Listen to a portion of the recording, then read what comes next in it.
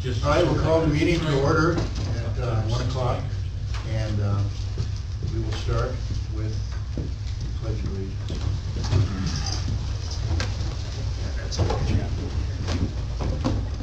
Pledge allegiance to the flag of the United States of America and to the republic for which it stands, one nation, under God, indivisible, with liberty and justice for all. That makes more sense. So this is a joint meeting of the two districts, and we'll start with roll call. We'll start with your Henry Hollander? Dean Berkeley. Larry McPhail. Bruce Ansel. Rich Mossman. John Crawford. Mary Beth Neal. Harry Andrews. Jason Vanderbeek. And Jody Winchester. All right. And we're going to start with the volunteer pension board meeting.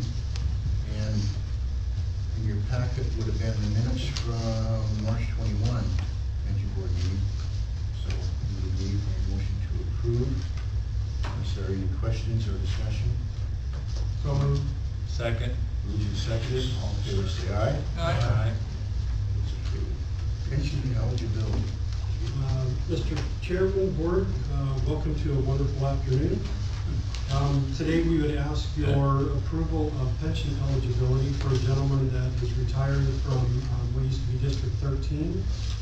His name is Patrick Keithier, I believe I got that right. But we are asking for action on that today for pension eligibility. Is there a motion to approve? So moved. So moved. Seconded. Moved and seconded. Other discussion, questions? All in favor, say aye. Aye. Unanimous. Anything else before the pension board? No, sir, no today. We will adjourn that, and we'll open the regular joint board meeting. And I was told there's no public comment, so we'll move on to the approval of the consent agenda, which you've had in your packet and hopefully have reviewed. And is there anything that anyone wants to discuss or take out of that consent agenda for discussion? Do I have a motion to approve it first, or? I just would be interested in hearing, the report on the Station 12, mutual aid, responses with Bellingham. I noticed we had a map, in here, but there wasn't a whole lot of, detail to that, so I was curious if perhaps we could get more information on that. Yes. If you have it. I do. Unfortunately, that's as close as we can zoom in without destroying the resolution on the map. So what you're seeing there is clusters of calls. And let's see there. Next month, having looked at it, I will draw, you'll get a better sense of which unit is going to which cluster, so that you can see that it's not just Station 12, but it's Station 69 as well. It's getting pulled into the city. If you look at the map, you can kind of see there's some clusters off of the Guide Meridian, to the west of the Guide. And those would be Station 69 responses into the city. If you follow I-5 and then look, if you can picture where Sunset Drive is, those clusters are going to be a little east on Sunset, so kind of just west of the District 4 City of Bellingham border. There's also a cluster of calls to the south, which is, there's some multifamily units at the Alabama and Electric Avenue, which is, Engine 4 is one of the busiest engines in the city, or Station 4 is. And so they're getting pulled down into that Station 4 area, which is served, that's that Electric and Alabama area. So those are really the clusters that we're seeing. And is this for 1 month or what? That's for 1 month. So the number in there is that's the number of responses you're seeing on So that's 40 calls. in the cluster, yeah. So And do we have any idea about a service time or transports or? I honestly don't have that information. We'll see if we can put that into next month's report, if we can drill down that far. We can certainly pull out the number of transports those transport times are gonna be relatively short. So they should be getting back in the service more rapidly than they would say from the Linden area or even Birch Bay or White area, obviously. And do we have any data on the reverse? How many times they come into our jurisdiction? I'd ask you not to read my mind, because I was actually just thinking of doing that. We'll include that next month as well. I can tell you that one thing that's happened, we've noticed, that happened fairly quickly, from just north of Smith Road to all the way through District 4, for the first time ever, we're meeting the NFPA requirements for the amount of firefighters we have on scene at a structure fire. And we have had an instance where Bellingham units were first on scene in Station 69's area and extinguished a fire before it got away from a significant commercial fire, or what would have been a significant commercial fire. Okay. So. It would be nice to know Yes. the reciprocation just before we make any judgments. Yes, sir. Thank you. Thank you. Good question. Anything else on the consent agenda? If not, I would entertain a motion to approve the consent agenda. So moved. Second. Okay. And you should note in the minutes that our missing commissioner has arrived. We have her noted. And before we actually vote on the consent agenda, let me read the totals under the voucher payroll benefits section. The direct deposit payroll amount, $294,249.16. Non-direct payroll, $110.36. Benefits voucher, $352,298.08. Monthly expenditure voucher, $65,458.51. Capital projects, $2,308.30. Capital projects facility voucher, $5,339.46. No more discussion. All in favor of approving the consent agenda as presented, say aye. Aye. Opposed? It's unanimous. Commissioner meeting reports. Do we have some? Yes, we had a cross-border meeting on the 9th. Sat and listened to the MCI that they're going to practice at Sumas with a train derailment with chlorine gas release from across the border. Going to be a joint effort between the departments on that end. North Whatcom was just sitting listening, and there was a couple of points brought up. One thing they did forget to do was involve Transport Canada, because they're bringing in a rail car that's going to be derailed on the Canadian side and then being dragged by the locomotive to the US side, covering both US and Canada Customs with the gas and a possible full closure of the port on this exercise. So it's still on the planning, but it sounds like it's going to be a pretty good operation with the training and what's all going to go on and how all mutual aids are going to work and process it. So it's finally moving. What is the date of that one? October 14th is the planned date.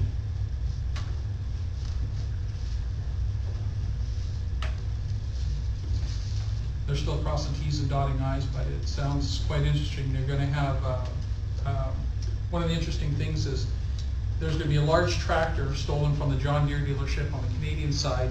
It's going to be used to ram the rail car, roll off the track, get dragged down south. The two people that stole the tractor, one is going to go on foot north, where the RCMP are going to be involved in, and one is going to go south, which the Border Patrol is going to be involved in. So it's every agency is going to be involved in the whole exercise. It sounds pretty good. So. I should give it away all the good stuff. Yeah, drag it to my place. This was a regularly scheduled cross-border meeting? Yes. Yeah. Anybody? There were two meetings that day. The first one is a regular cross-border meeting. That's a quarterly thing for us. And then the one that Commissioner Berkeley is referring to was after lunch that same day. Other committee? I had a follow-up to the RFA project that I am working on. I met with Chief Redding, former Snow County 1 chief that is retired now. He was gracious enough to meet me in Bellingham for coffee and spend a couple hours talking about his experience with RFA formation and stuff. Very helpful, very knowledgeable, but is not interested in sitting on any of our committees or helping, since he's recently retired and finding that he's doesn't have time to do what he currently is doing. He had some really good points, and I won't go into significant detail, but you know, he said, one, you should consider why you want to form an RFA. And he said there's kind of 3 key reasons why you should. One, there should hopefully be some cost savings, and potentially, he says that's a tough one. It's hard initially to maybe realize any cost savings as you really started out, but the next one being cost containment. So once you sort of get up and running and rolling, you should be looking towards, if you do form an RFA, are there ways to have some sort of better cost containment than if each one was functioning individually or separately? Can I ask a question? What's an RFA? Sorry, Regional Fire Authority. Okay, So thank you. it's a way for 2 different districts to combine legally, rather than like a contract for service or Yeah. something like that. So it's actually it's a legal joining of 2 or more Is jurisdictions. South Wacom? They one are of a those? regional fire authority, South Wacom. Thank you. Sorry about that. The third one being, you know, value-added service. Can we provide a better service or a better bang for the buck? And I think, you know, that was one of the things we talked about before, is why are we even thinking about this? And that is, can we eventually or currently provide a better service for what we're currently spending? And also looking to the future and you know, where funding is going. We're still restricted by the 1% increases. I think we have a discussion about a levy lift in our packet here today because of the struggles we have with our current budget. Good information. He also stated that the fewer parties at the table initially, the better. He's been on large ones, and I actually sat on one with, there were probably 25 people in the room, and after 7 meetings, we accomplished absolutely nothing, and we dissolved the committee. Having a smaller, more focused group is more efficient, and it's my understanding now that the laws or the regulations have been updated to where if in your development you state how you would bring in other jurisdictions, then you would have a way to do that. So you know, if it were to be us 4 and 7, that would be 9 people initially at the table, and then we could write how we would bring in anyone else in the future. So I think District 7 talked about Sandy Point, perhaps, and then there's Point Roberts potentially at some point. Maybe say Linden at some point in the future. And then he's you know, we look at the future of ALS in the county too. Are we going to be a player in that process? They said it was really helpful for them to keep a log of every question that was brought forth to their committee. It was a frequently asked question log that he said we responded to every question. It didn't matter who it came from, whether it was employees, the local staff, disgruntled citizens, whatever. He said we logged them, we had them posted on our website, and we answered in the committee every question. To the point where the largest naysayer said, you guys are gonna beat me on this one. So, they did their homework and they did a nice job. And then there's some other issues we can talk about later as far as, you know, who's got more money, who's got more debt. I thought it was interesting and important to understand a little bit more about growth management and what that means to fire districts or cities like Bellingham want to annex into their growth management area, or if Blaine were to do the same and impact perhaps our funding mechanism if they chose to do something different. So to involve the cities, and I don't know what relationship District 7 has with the city of Ferndale, but we have to figure that out. But we should also have open communications with the city of Blaine too, to let them know what's going on and make sure that they're informed with this if you decide to move forward. He recommended Karen Reed. I think you're familiar with her. Apparently she's done a lot of RFA consulting, and he said that she did a really great job keeping people on track, holding people accountable, and moving the process through effectively and efficiently. I don't think we have anyone within our ranks that would have that experience or the ability to maybe keep us focused on the process. You know, it's a 2 to 3 year process from initial meetings to getting it before the voters and getting it implemented. So having someone, I think, with that experience, and I mean, she's not the only person out there, but she came highly recommended. So that would be somebody I could follow up with and find out some more. Or if Mr. Davis has any other information that would be useful for us. We can talk about that. Anyway, it was a valuable couple hours meeting with him. And he said, obviously, if we had any questions or concerns, to feel free to call him. But like I said, he didn't want to sit on any committees or be. Sounds like a valuable contact for us. Yeah, he's been through it. You know, he's got over 40 years experience in the fire service. Started on like Terrace and worked his way through the ranks, and then ended up as a consultant, interim chief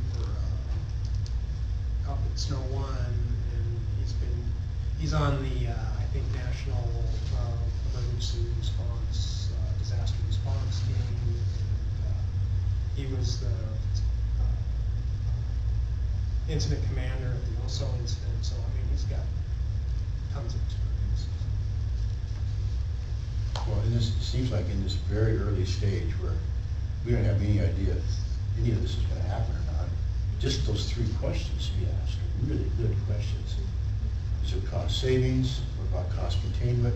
And will there be value-added service? Those are, I mean, 3 things we should be ready to answer at the very beginning. So that alone is worth your time. So thank you. Yeah, no, that's good. Make sure those 3 questions are in the notes. Anybody else? Goodies? Okay.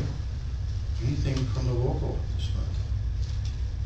Just smiles and satisfied. I can provide you with some information from Thank the you. last large meeting. The benevolent presented 6 scholarships to a total of $3,000, 2 of which were for Blaine students, 1 of which was Commissioner McPhail's granddaughter. Bye.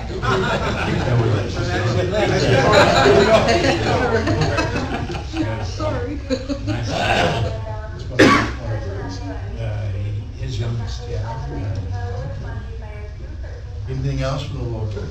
What's left of it? All right.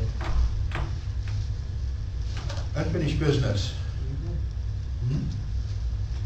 Legal, yes. We're just staying legal. Unfinished business, master plan update. Yes, Commissioners, just a quick update. We put out a request for qualifications April 1st, per the board's request last month.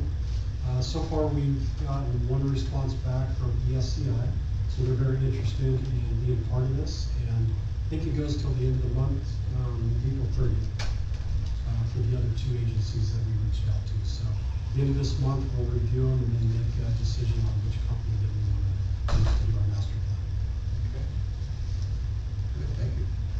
So make sure we put that on unfinished business again next month. Self-contained breathing apparatus. Scott, which is the identified manufacturer that we have kind of chosen to pursue, is coming out with a 2018 update. And it's expected to come out in the fall. And they're not comfortable giving out prices until that update's complete, so we're not interested in giving a bid spec until we get the prices. So we're continuing to refine the bid spec, and I'll have more for you in the next couple of months about what's Probably they're expecting the price to drop. certainly reasonable right now. We'll wait for that. So we'll wait for that. Thank you. GMT. Yes, Commissioner, I do have an update. We did get notification that we are supposed to get our first reimbursement by the end of this month. That's what they said. They finally committed to an actual month. It's been extended. I think it started late last year. They said, yep, it's coming, and then it'll be there in the first quarter. And we got another update, well, it may be coming, and now it's for sure coming. So, and another thing we don't know either is the amount yet. We should hold our breath on this one as well. We should buy SCBA's with what's coming. So, I will update the board just as soon as we get the reimbursement in-house, but I would expect to see it in the next couple of weeks. Because if it's true what we've heard, this could be a significant amount. So. The first reimbursement is for a partial year, so the second one that we would see later on this year would be even larger. But they're both going to be significant. More than we currently have. More than yes. Keep that on for next month as well. All right, new business, interlocal agreement. Well, you guys are excited to hear that. Next one. All right.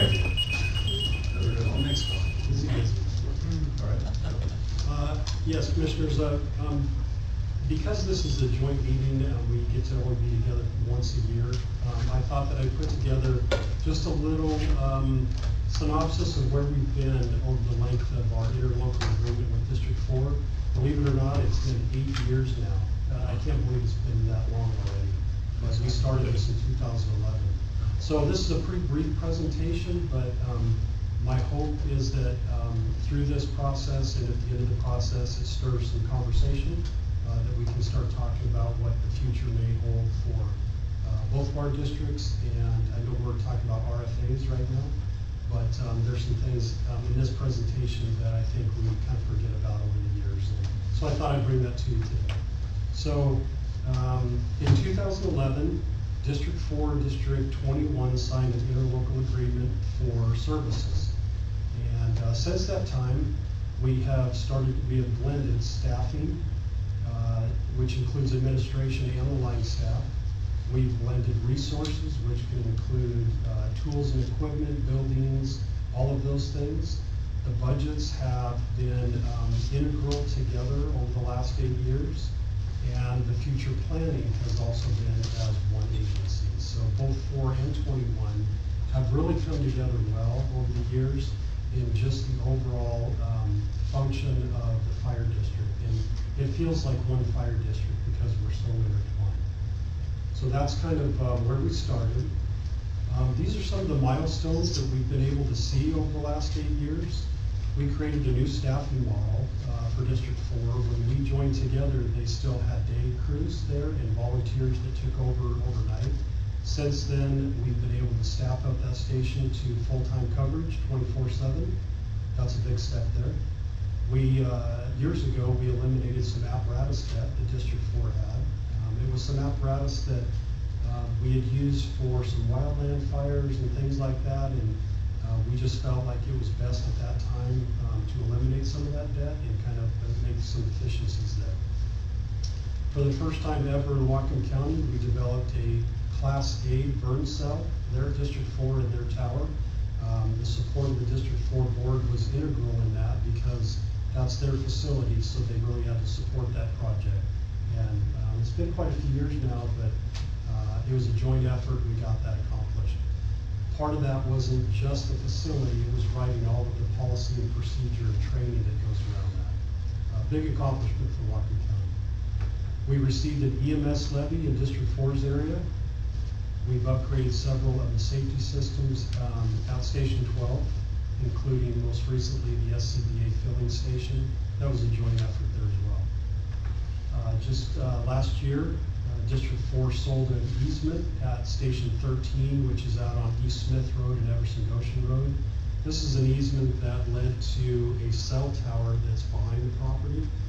And they negotiated, actually it was under Chief Burnett and the board last year, they negotiated a contract to American Tower to sell the easement to make access to that tower. And that came to $220,000 that is currently in District 4 Reserve Fund. City of Bellingham annexed the Trickle Creek area a few years ago, which used to be part of District 4. And during that time, District 4 received a 3-year mitigation to help offset some of the lost revenues in that area. Since we came together in 2011, we've had 2 fire chiefs and now currently an interim fire chief. District 4 board has a new fire commissioner since then, and the board chair position has changed a couple of times over the years. Most recently, for the first time ever in Whatcom County, an automatic aid agreement was